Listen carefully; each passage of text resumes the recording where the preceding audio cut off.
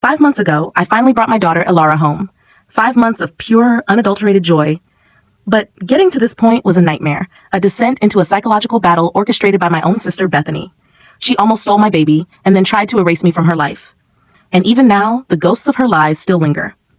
My husband Ethan and I had been trying to conceive for years. After countless heartbreaks and failed attempts, we decided to try IVF. It was an emotionally and financially draining process, but finally, a miracle. We were pregnant. From the moment we saw that tiny heartbeat, we knew we wanted to name her Elara, a name I'd always loved from a fantasy novel I read as a child. It meant bright, shining star, and after all we'd been through, she truly was our star. Everyone was thrilled for us, especially my younger sister, Bethany. Or so I thought. Bethany has always been a bit intense. She's single, in her late 30s, and has always struggled with finding her place. She latched onto our pregnancy with an unsettling fervor. She insisted on being at every ultrasound, every doctor's appointment. We thought it was sweet, a sign of her excitement. Boy, were we wrong. The first hint of her true agenda came at our gender reveal party. When we popped the balloon and pink confetti rained down, Bethany shrieked, not with joy, but with a strange, possessive anger. Elara? No, her name is Luna. I've always dreamed of naming my daughter Luna. It's a sign, I tell you. Ethan and I exchanged confused glances. We tried to gently explain that we had already chosen a name and that she wasn't even expecting.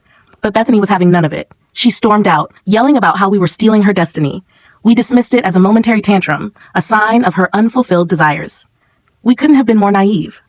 2 days later, a cease and desist letter arrived from a lawyer.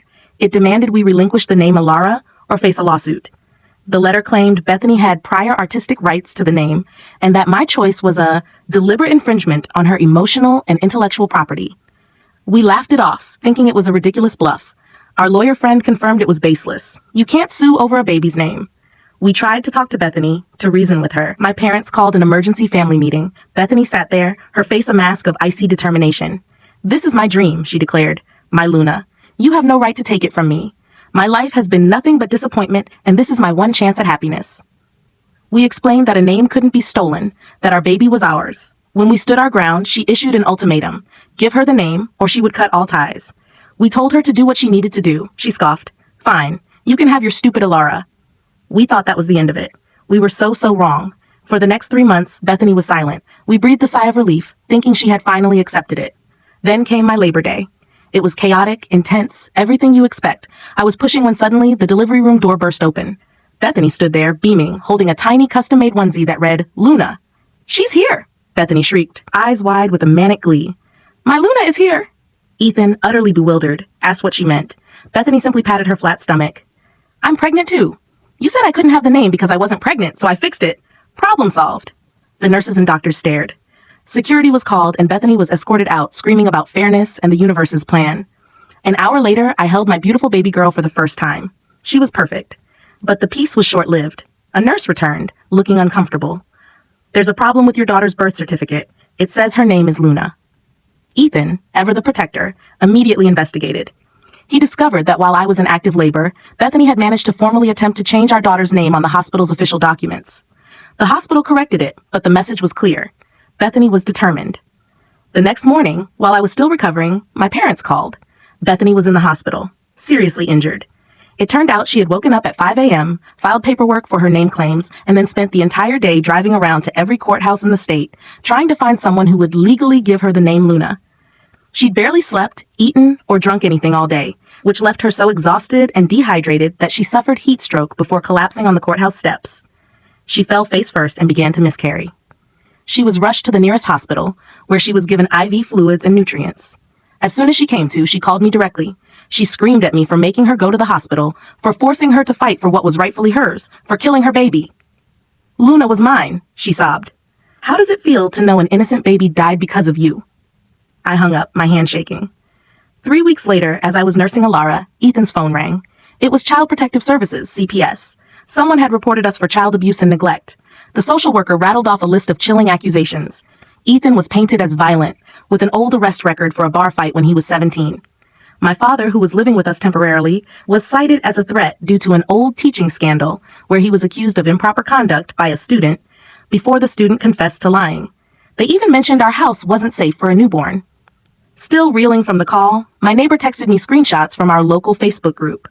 Bethany had posted a lengthy, rambling account detailing her brave decision to report the abuse she witnessed in our home. She painted herself as a hero, saving a baby from danger. 20 minutes later, I let the social workers in, thinking a clean house would end this nightmare. The social worker checked the nursery, the baby supplies, noting Alara sleeping peacefully. But then she saw my dad in the kitchen. "Is this the grandfather mentioned in the report?" she asked, pulling out her paperwork. "The one with the teaching scandal?" I frantically explained that a student had lied and later admitted it, but the social worker's face had already hardened. "Given your husband's history of alleged child abuse, we have to follow protocol." I couldn't breathe. I watched as the social worker took my baby and walked out the door. "She'll be with family," she said. "Your sister seems very prepared. She already has a nursery set up." Of course, she did. She probably set it up the day after the baby shower. Our lawyer informed us that emergency custody hearings could take time. The investigation would clear us, but bureaucracy moved slowly. In the meantime, Casey had our son. She was posting photos on Instagram, calling him my sweet Leonardo. I was at home, pumping milk for a baby I couldn't hold. I stared at my phone screen, reading the email from the caseworker for the 10th time. The investigation was complete. They found no evidence of abuse, but the emergency custody order would remain in effect until the formal hearing.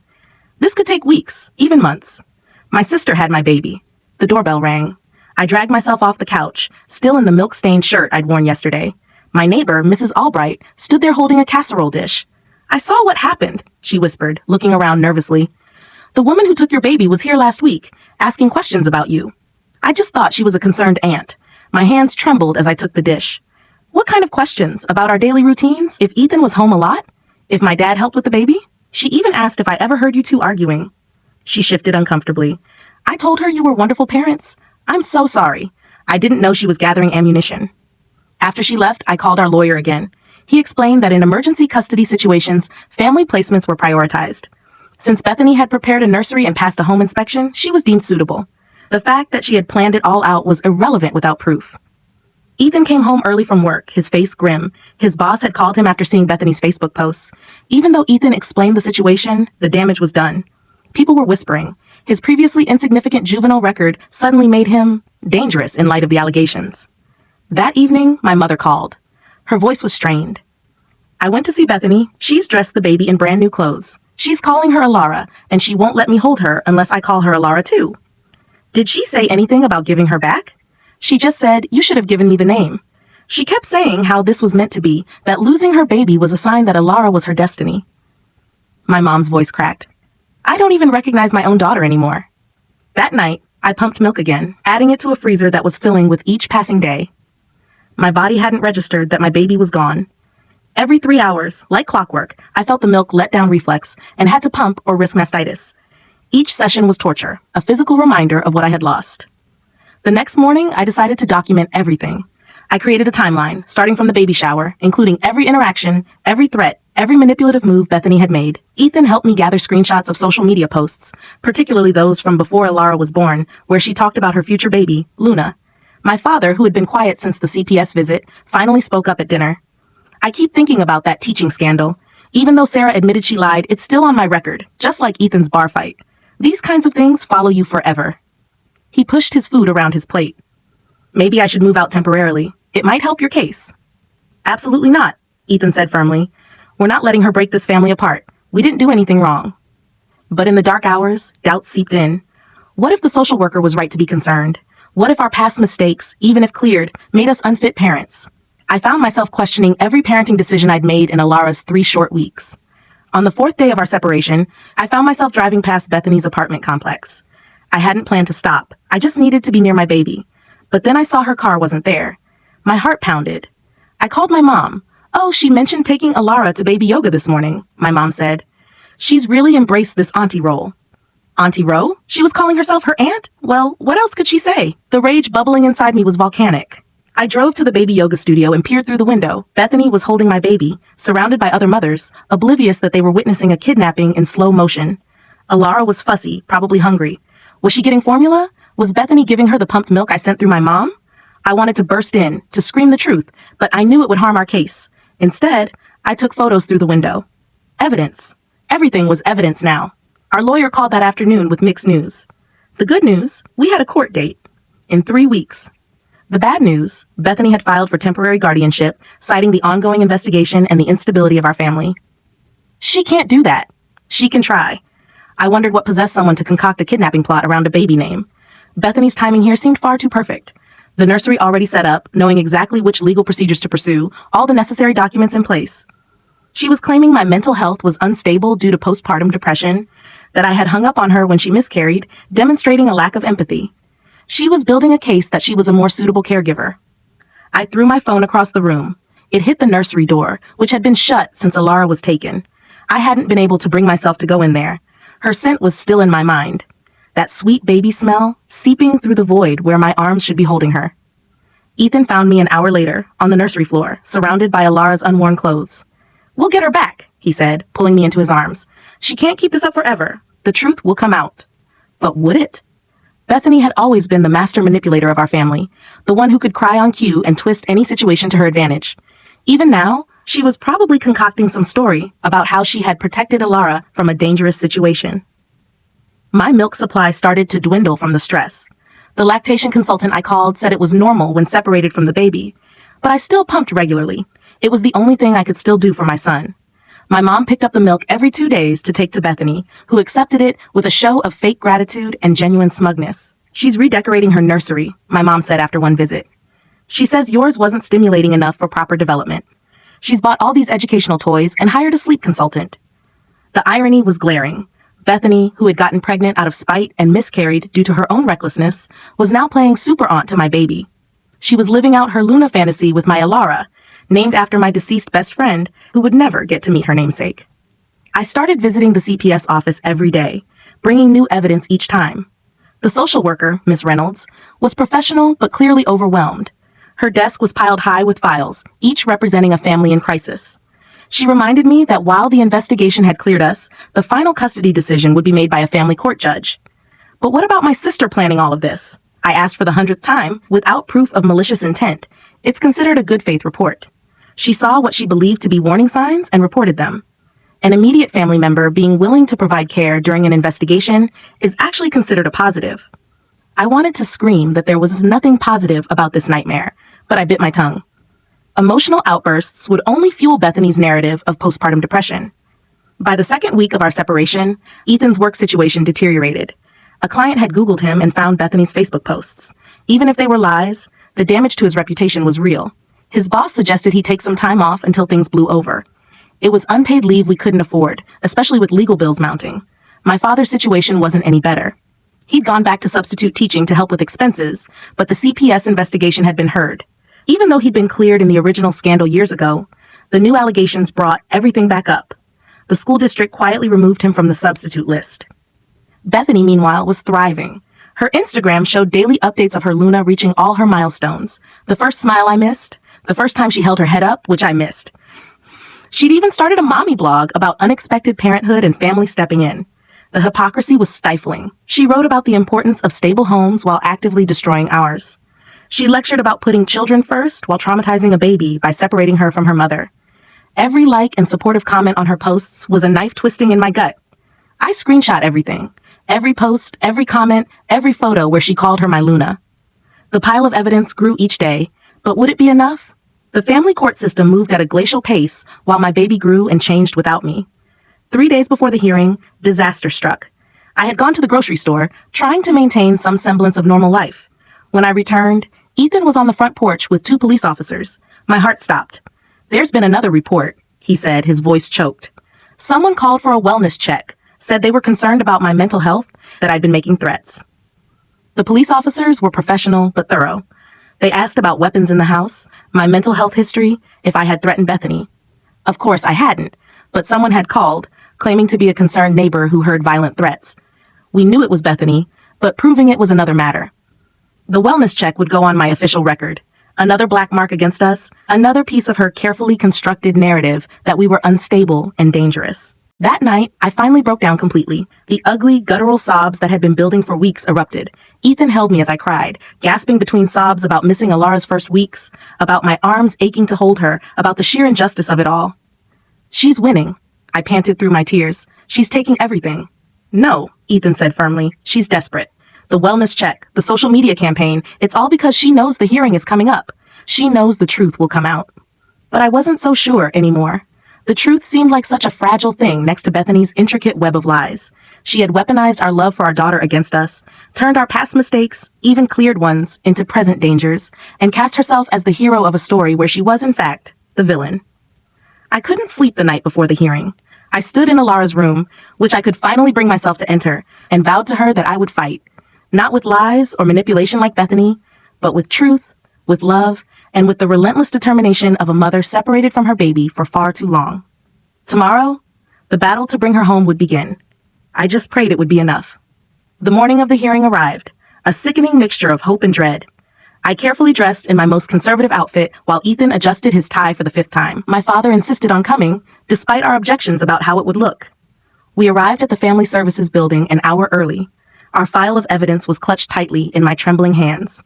Bethany was already there, sitting in the waiting area with Alara in a designer stroller. She had dressed her in an outfit I'd never seen before, complete with tiny shoes she didn't even need.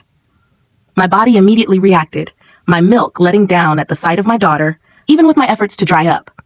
I pressed my arms to my chest, trying to conceal the growing wet spots on my blouse. The hearing officer called us into a conference room. Miss Reynolds was there, along with Bethany's social worker and a supervisor I hadn't met before. The pile of evidence in the center of the table seemed impossibly large. Months of our lives reduced to paper and photographs. Bethany walked in carrying Alara in a carrier, constantly fussing over her. She dressed her in an outfit covered in tiny moons, a sickening reminder of her obsession. I forced myself not to react, knowing any emotion would be used against me. The supervisor, a stern-faced woman, opened the meeting. She explained that this hearing would determine future custody arrangements, that all evidence had been reviewed, and that Alara's best interests were the sole consideration. I wanted to scream that her best interest was to be with her family, but I bit my tongue until it bled. Then came the systematic presentation of evidence from both sides. Bethany's team went first, laying out their case with practical rigor. Photos, reports, witness statements, all painting us as unfit. Ethan's juvenile record, my father's teaching scandal, my mental distress in the wake of the separation were highlighted. Every moment of human frailty was twisted into dysfunction. Then it was our turn. Our lawyer systematically dismantled Bethany's narrative, laying out the timeline of her obsession, the calculated nature of her reports, and the evidence of her planning before Alara's birth. Mrs. Albright's photos showed Bethany casing our house. My mom's documentation revealed the reality of Bethany's care. Digital forensics exposed the edited videos and manufactured evidence. As the evidence mounted, I watched Bethany's carefully constructed facade begin to crack.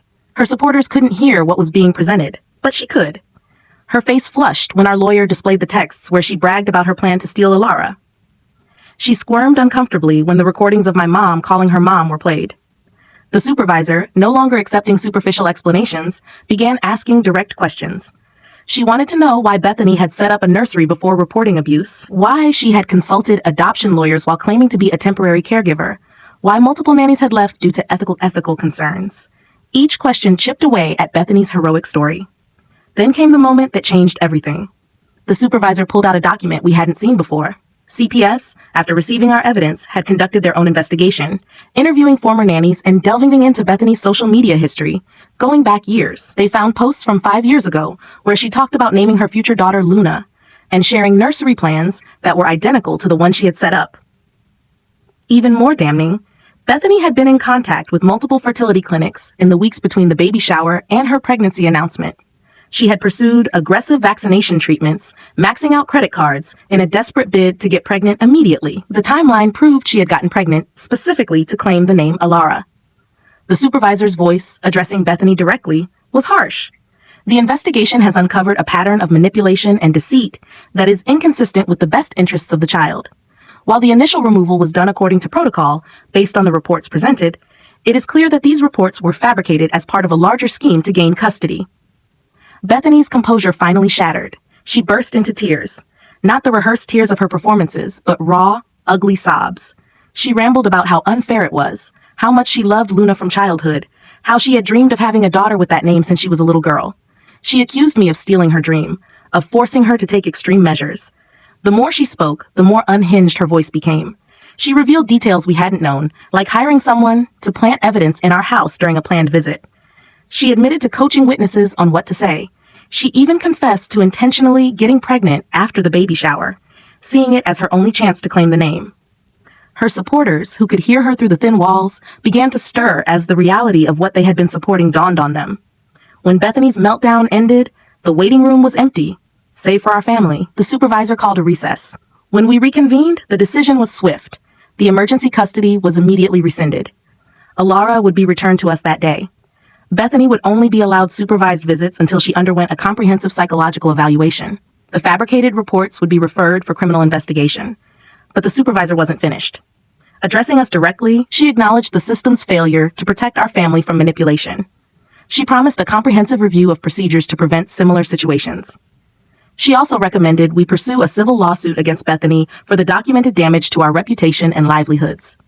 Bethany was escorted out by security, screaming about conspiracies and favoritism. As she passed our table, she glared at me with such hatred that I instinctively leaned into Ethan. Even defeated, she couldn't accept responsibility for what she had done.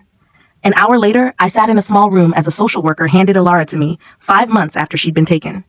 My daughter was coming home. She was bigger, more alert. But when I held her, she snuggled into me as if no time had passed. Ethan wrapped his arms around both of us, and we stood there, crying and laughing all at once. The drive home was surreal. Alara in her car seat, finally where she belonged. My father waiting on the porch, tears streaming down his face. Mrs. Albright and other neighbors who had supported us gathering to welcome her home. The nursery, which had sat empty for months, was finally filled with the sounds of a baby. That night, as I rocked Alara to sleep in the glider I'd bought when I was pregnant, I thought about the journey that had brought us here. The baseless allegations, the social media campaigns, the financial ruin, the emotional torture of separation, all because my sister couldn't accept my choice of a name. But we had survived. The truth had ultimately prevailed, but the cost had been immense. Ethan was still out of work. My father's reputation was still tarnished, and our savings had been drained by legal fees. It would take years to recover from the trauma of Alara's kidnapping. Yet, none of that mattered compared to having our daughter home. The first week of Alara being home tested us in ways we never expected. Her sleep schedule was completely off, thanks to Bethany's chaotic care. She would wake up screaming every 2 hours, looking for the constantly rotating cast of nannies she was used to. I walked the halls with her at night, relearning her cries, her preferences, how she liked to be held. Ethan dealt with the practicalities. He navigated the paperwork to get Bethany's false reports purged from our records, shared the truth behind her departure with his former employer, and slowly started the process of rebuilding his professional reputation. Every phone call involved telling this whole unraveling story, reliving the nightmare for strangers who held our future in their hands. My father slowly emerged from his self-imposed isolation. He began helping with Alara during the day while I caught up on sleep. I watched him cradle his granddaughter with trembling hands, whispering apologies for things that were not his fault. The teaching scandal from years ago had been weaponized against him again, and his wounds were fresh. 3 days after Alara came home, the packages started arriving. Baby clothes, toys, formula samples, all addressed to Bethany at our address. She had signed us up for every baby registry and subscription service she could find, using our information. The doorbell rang constantly with deliveries we hadn't ordered and couldn't afford. My mom came to visit every day, bringing food and emotional support. She also shared more disturbing details about Bethany's time with Alara. The designer clothes had been bought on credit cards Bethany couldn't afford. The specialist appointments had been scheduled but never attended because Bethany couldn't bear to take her alone. Bethany had turned the custody hearing into a merchandise night with Luna Team Security t-shirts. Nothing says I'm stable like getting custom clothes made for your niece's kidnapping case. The blog about her parenting journey had attracted sponsors who were now demanding refunds after learning the truth. We discovered Bethany had told Alara's pediatrician that she had adopted her, that I had abandoned her due to addiction issues. She had forged consent forms, created false medical histories, and even listed herself as the primary guardian on insurance forms. It took hours on the phone with medical offices, insurance companies, and legal aid to unravel the web of lies. Ethan's cousin forwarded us screenshots from the parenting groups Bethany was still active in. She had shifted her narrative, now claiming we were manipulating the system to steal Alara from her, that she was the true mother all along. Some members believed her, offering sympathy and advice on her struggle for her baby. Others, however, began to question the inconsistencies in her stories. The financial pressure intensified. Our savings were depleted. Credit cards were maxed out from legal fees. The mortgage payment was looming while Ethan applied for dozens of jobs each day. His reputation in our industry was tainted by his association with the scandal. Employers Googled him and found Bethany's posts, the baseless allegations, and the custody battle drama. I returned to work earlier than I had planned, leaving Alara with my father during my shifts. My body wasn't ready, still reeling from months of stress and separation. My colleagues whispered when they thought I couldn't hear them, sharing gossip about the custody case they'd followed on social media. While some offered genuine support, others kept their distance, as if our misfortune was contagious. 2 weeks after the hearing, Bethany had her first supervised visit. The social worker brought her to our house for a 1-hour session. She arrived wearing a t-shirt with Luna's face on it, carrying a gift bag full of fantasy novel memorabilia.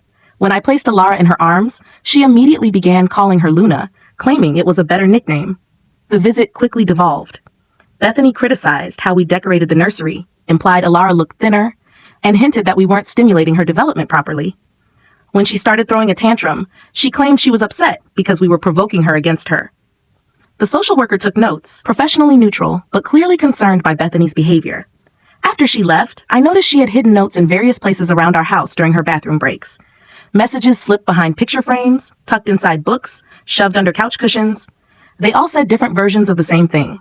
She's mine. You stole her. This isn't over. Ethan installed security cameras. That night, we changed the locks, installed motion sensors, and created a safety plan with our neighbors. Mrs. Albright organized an informal neighborhood watch, with residents keeping an eye out for Bethany's car. The community, once divided by the social media campaign, slowly began to rally around us. Supervised visits continued weekly, each one more fraught than the last. Bethany brought increasingly inappropriate gifts. Adult-sized fantasy novel merchandise, DVDs of R-rated movies for when she was older, even a savings bond made out in the name of Luna Jones. The social worker documented everything, building a case for complete termination of visits. During the 4th visit, Bethany smuggled in a hidden camera disguised as a teddy bear. My father, tidying up afterward, noticed the unusual weight and discovered the device. She had been secretly recording our home to find evidence to support new claims. The police took a report, but explained it was a civil matter unless there was proof of intent to harm. Ethan finally secured a job interview at a company 2 hours away. They had heard about our situation, but were willing to overlook it. The position paid less than his previous role, and the commute would be brutal, but we couldn't be choosy. He left at dawn for the interview and returned late that evening with cautious optimism. My mom discovered Bethany had visited Alara's old daycare and told the staff she would be back in care soon. She filled out enrollment paperwork using forged documents, even paying a deposit she couldn't afford. The director, who had followed the custody case on local Facebook groups, immediately contacted us. Another mess to unravel, another system Bethany tried to manipulate. The court-ordered psychological evaluation revealed what we had always known. Bethany exhibited signs of delusional thinking, narcissistic personality traits, and an inability to distinguish fantasy from reality. Her obsession with the name Luna had morphed into a fixed belief that she was destined to have a daughter with that name.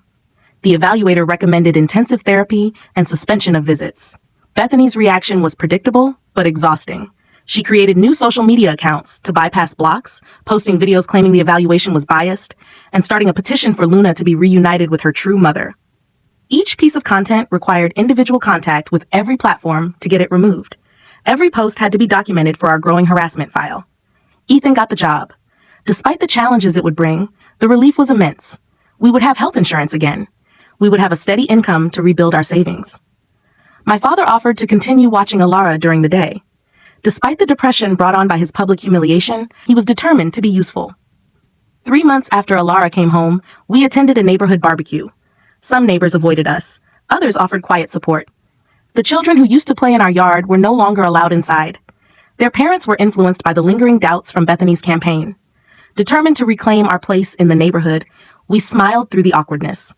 That night, Bethany showed up at our door, violating the no-contact order. She looked disheveled, with dark circles under her eyes and a thinner frame. She collapsed onto our porch, sobbing that she had lost everything. Her apartment, her job, her friends who had finally realized the extent of her lies. She begged to see Alara one last time, swearing she would leave us alone forever after that. Ethan called the police while I watched from the window. Bethany rocked back and forth, clutching a photo of a moon, murmuring about destiny and stolen dreams. When the officers arrived, she didn't resist, almost seemed relieved to be taken away. This incident added another violation to her record, another step towards a permanent restraining order. The next morning, unexpected news arrived. Bethany's former landlord contacted us about belongings she'd left behind. Among them was a storage unit key. When we investigated, we found years of obsessive planning. Journals detailing her Luna fantasies, vision boards of her dream children, printouts of articles about custody laws and manipulation tactics.